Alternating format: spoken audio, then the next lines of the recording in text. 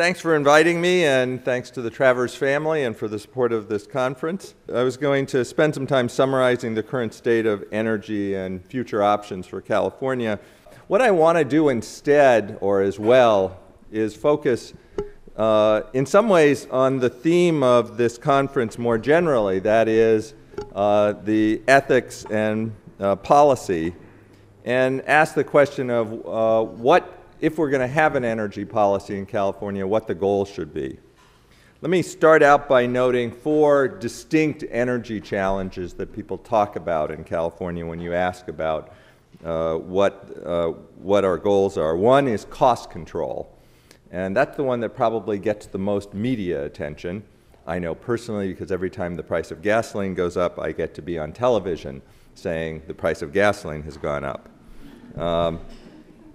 A second is local air pollution, and when I first became director of the University of California Energy Institute almost 20 years ago, that was a big focus, particularly on the transportation fuel side with emissions from cars. In 1995, we adopted a new form of cleaner burning gasoline that has had a really dramatic impact on California air quality. And has addressed that quite significantly. A third concern is energy security or independence, and I'm going to come back and talk about this a little more. It's a term that is thrown around by lots of policymakers, I would say more frequently than not, without much understanding of what they mean by it. And then finally, and the one that most people now think of when we talk about energy policy in California, is climate change. Is addressing greenhouse gas emissions. It's important to remember that a lot of the policy that's in place now didn't begin worrying about climate change. It started by worrying about these other factors and has actually changed over the years to be adapted to the issue of climate change.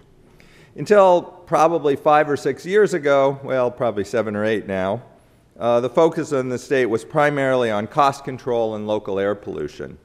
And in a sense, that made sense at the time. They were things that we could definitely do something about. Since the 70s, California has been, or actually the 60s, California has been very focused on air pollution from energy sources, and particularly tailpipe emissions from cars, and has in many ways been a leader in addressing those issues. In 2006, we passed the AB 32, the California Global Climate Solutions Act, and we've taken a number of steps since then to move towards a lower greenhouse gas emissions energy system. We passed the 20% renewable portfolio standard in 2002 that required that 20% of electricity come from renewable sources. And then we started debating what a renewable source is and what the goal of this policy really should be. We increased it to 33% in 2011. The 2002 20% standard was supposed to be met by 2012. We didn't quite make it, but we're pretty much there now. The 33% standard passed in 2011 is a standard for 2020, and I think most people think that we can make that. We had a number of other energy initiatives. The California Solar Initiative, which has subsidized or had rebates on residential and commercial installations of solar. We have two phases of standards for energy or for fuel economy in cars in California to improve California fuel economy.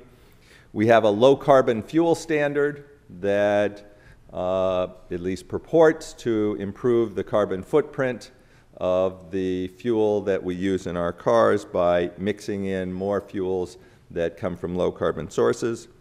We have for decades had energy efficiency programs in California. Those programs continue with new attempts to figure out what is most effective and where energy efficiency can be applied most efficiently. And then most recently, last year, we began the California's Cap and Trade program, which is a program to cap the total emissions of greenhouse gases from California and then allow tradable permits to reallocate those emissions rights in a way that would reduce the cost of those greenhouse gas emissions reductions. But of course, California exists in a larger global context. And well, when we were worried about the cost of energy and doing specific things about energy production in California, and when we were worried about local pollutants, we could largely do that on a state level basis and focus on what we need to do and ignore the rest of the world. We can't really do that when we talk about greenhouse gases. In fact, when we recognize, and I think most people do, that California's greenhouse gas emissions have to be thought of in the larger context, there are a number of different reactions, and it's almost a Rorschach test. There are the people who say that, well, that just shows we can't have any real effect and we shouldn't bother having an energy policy as it pertains to greenhouse gases. There are other people who say we are morally obligated to clean up our own house, that we have been the source of very large greenhouse gases, and we need to do something to address that. A slight twist on that that I think is in some ways a more practical political application of it is that we have to clean up our own house to have credibility with the rest of the world. That if we're going to have if we're going to try to make a difference in the rest of the world, the first thing we have to do is lower our own carbon footprint. It's not clear to me how important that is in terms of a demonstration, or in terms of being able to pressure the rest of the world. I don't think California is in a political position to apply much pressure. I think more important is a demonstration effect. The idea that if California can clean up our greenhouse gas emissions, that we may be able to show a path for others to do it. The distinction may seem sort of fuzzy, but I think it's actually critical.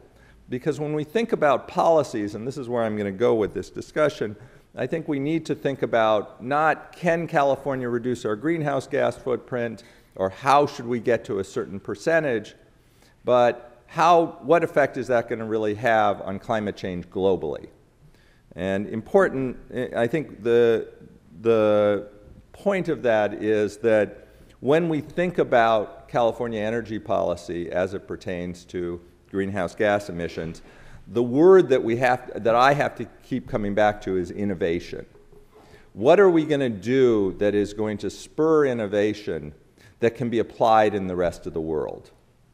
That isn't just because California is a very small and declining share of world greenhouse gases, but because it's important to keep our eye on policy objectives when we design policy. Let me tell you two anecdotes of this. I was in a meeting at the National Renewable Energy Lab. I was actually on the conference call, but part of a meeting of about 10 policy analysts about solar PV. And although the meeting was about greenhouse gases and the application of solar PV, it very quickly moved to a discussion of how do we maximize the amount of solar PV in the system, including some policies that I thought were really bad policies, in fact would take away from other initiatives that would probably be more effective in reducing greenhouse gases. But the problem was that almost all the other participants in this meeting were solar PV advocates, not greenhouse gas reduction advocates. And so their goal was to get as much solar PV into the market. Now, their justification, if you really pressed them on it, at least the more sophisticated people, would be, well, we need to do this. This is part of the effort to reduce greenhouse gases. But in my opinion, some of the things that they were suggesting actually were likely to undermine the overall goal of greenhouse gas reduction in exchange for a very short-run boost to installations in a certain area. And I think a lot of the policies we now talk about have this problem, that they end up focusing on sub-goals, which in some larger theoretical context may be part of the picture, but when applied incorrectly can actually undermine the realistic or the important long-run goal, which, as I said, I think from California's standpoint has to be innovation. It has to be creating the technologies that can change the rest of the world, not just reducing our footprint. It will make us feel good if California can reduce our greenhouse gas footprint by 30%, 50%, or whatever. But if we do it in a way that isn't exportable, it's not going to have any effect on the rest of the world.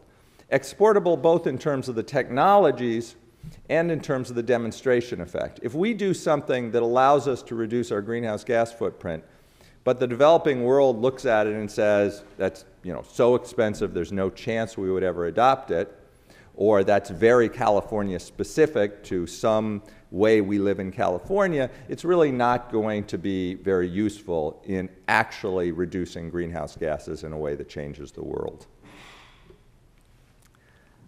About 10 years ago, I was sitting in the office of a commissioner of a California organization, state organization, and I'm not going to be any more specific than that, discussing the renewable portfolio standard with this commissioner.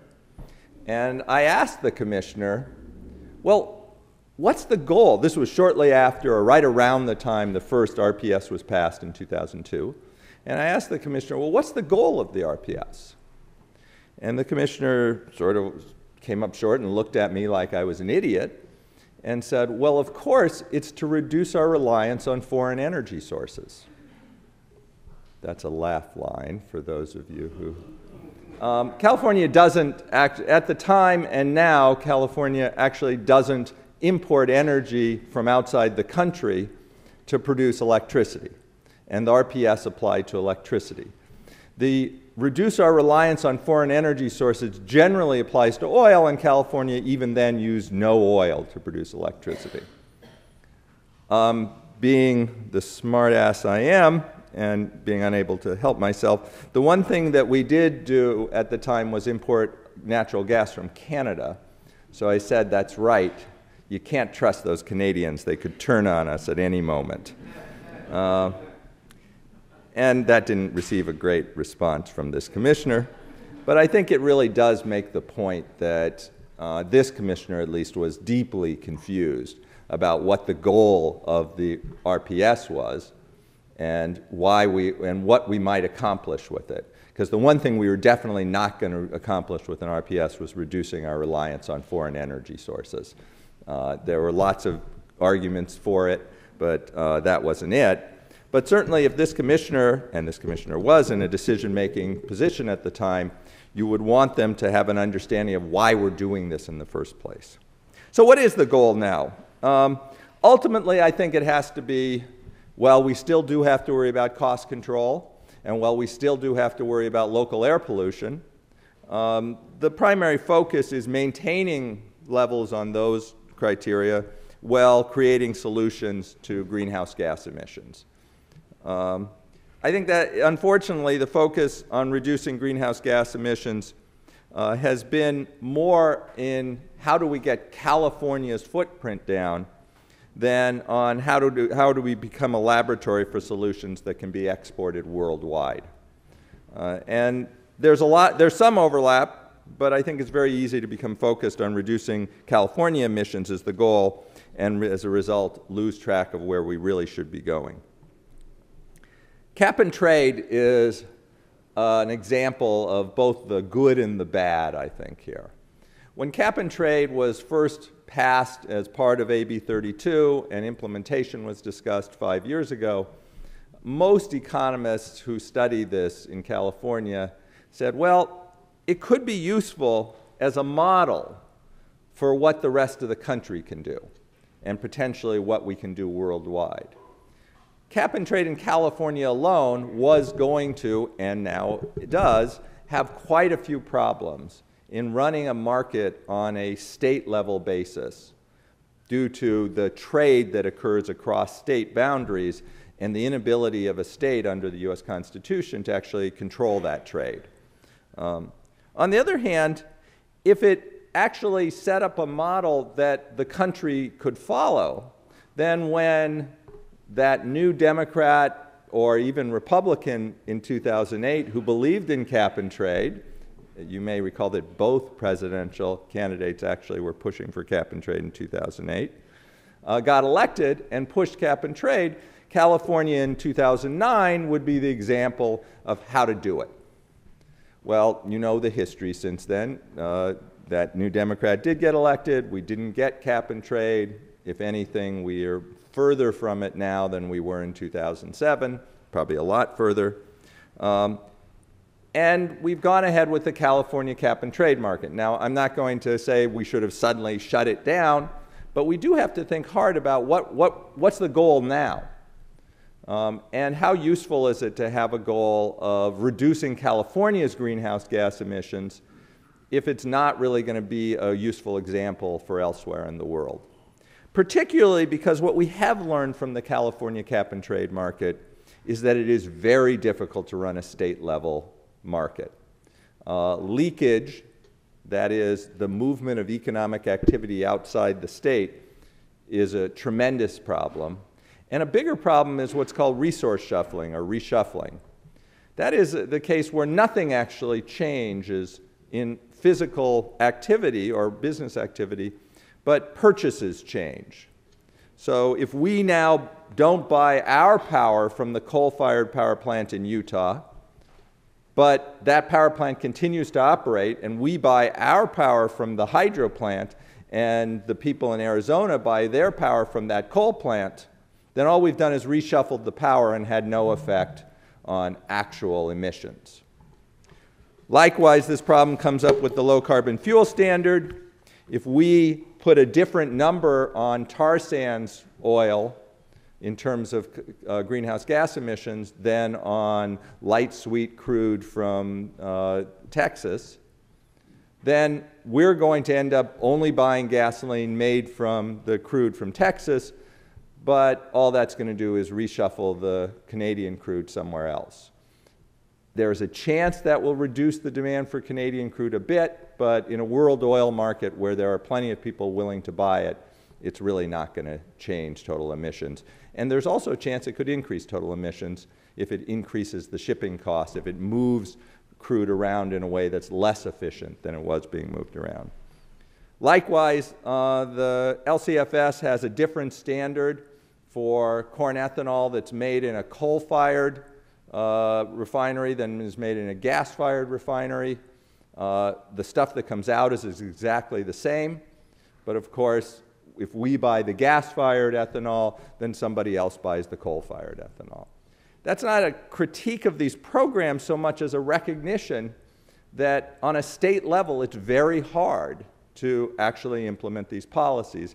And I think that drives home the point that we need to be more focused on how do we actually create solutions that are exportable to the rest of the world.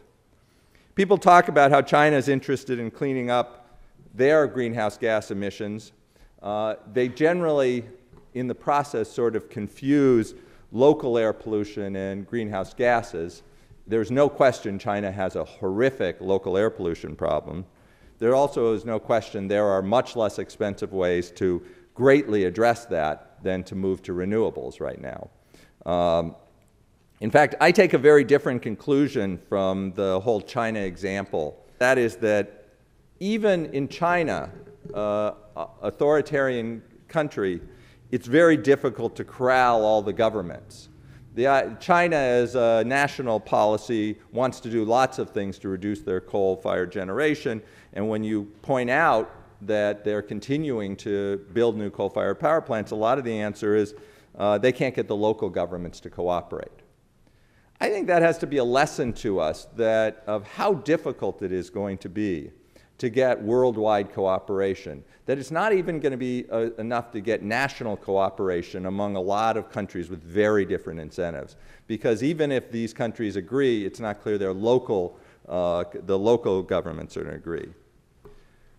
You know, I'd like to price carbon as much as any economist, possibly more than some, and possibly higher than most, but I've become less and less optimistic that we're going to be able to do it effectively. This is not an argument against it as a concept, but I think we have to be realistic about what we can really accomplish. California has implemented a cap-and-trade program that is pricing carbon. I was reminded in talking to people in California of 1998 and electricity deregulation, when I was told by a politician that you only want to deregulate a market with when you have a lot of excess capacity, so you can keep prices very low. Of course, the whole point of deregulating a market is to let the market determine prices, and sometimes those prices will go up in order to incent, and that will incent new capacity. We're seeing a lot of the same discussion here. We want cap and trade as long as the price is very low, and of course, if the price gets high, well, that's not going to work. And so that has led me to, along with the recognition of leakage and reshuffling and the political resistance, to think about what should we be doing and what can we do.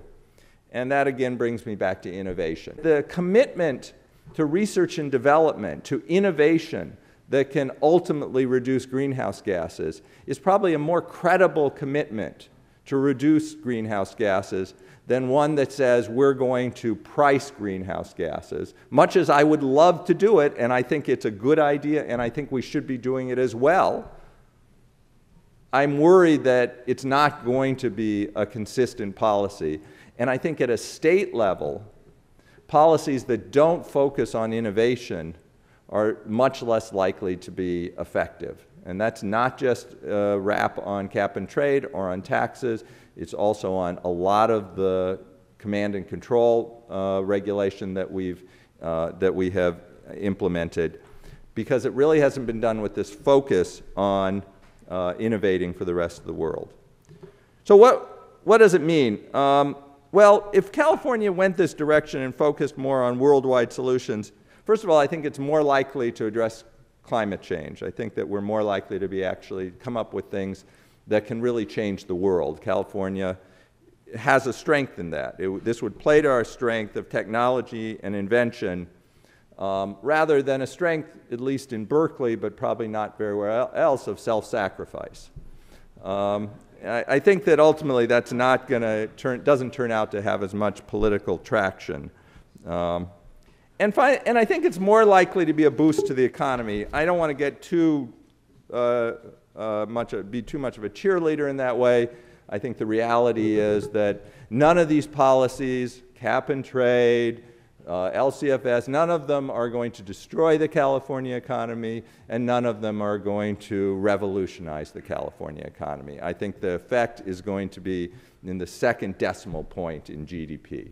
I think the idea that we should be doing this for jobs or for economic growth sort of misses the point. Rob Stavins at Harvard has a great analogy.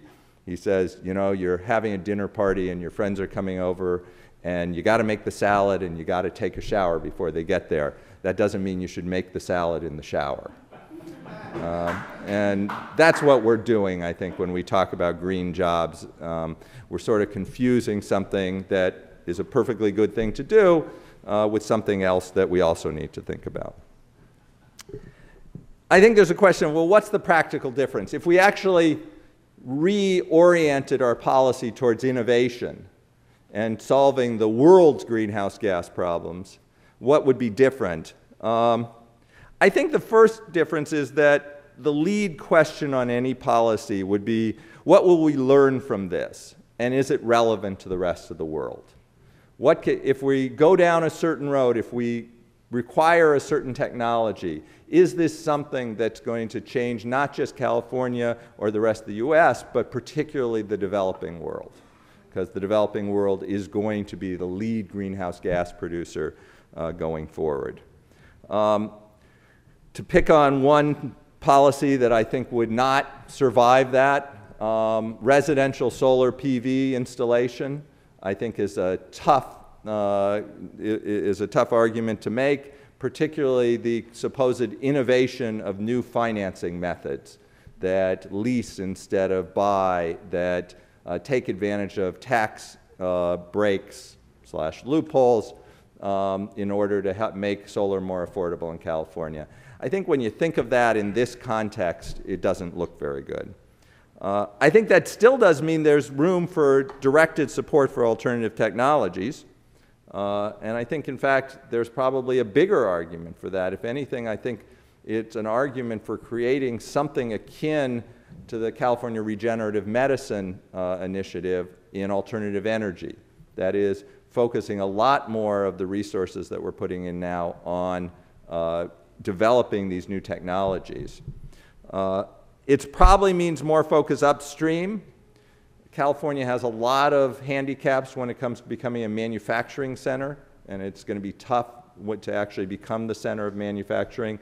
It's almost certain that whatever technologies do become the new leaders are going to be capital intensive, and I think California needs to focus on the intellectual property side of that, although if we can get some of the manufacturing as well, that would be great, but that's going to require some other policy changes. It also requires picking winners. And picking winners is a sort of dirty word in the greenhouse gas debate, because it's open to abuse, and there's no question it's open to abuse.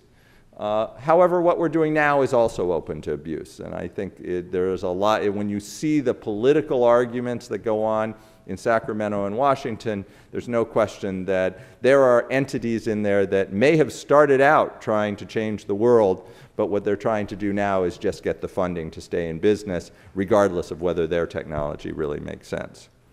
You know, I'll just close by saying, should California really be the ones doing this? And the answer is no.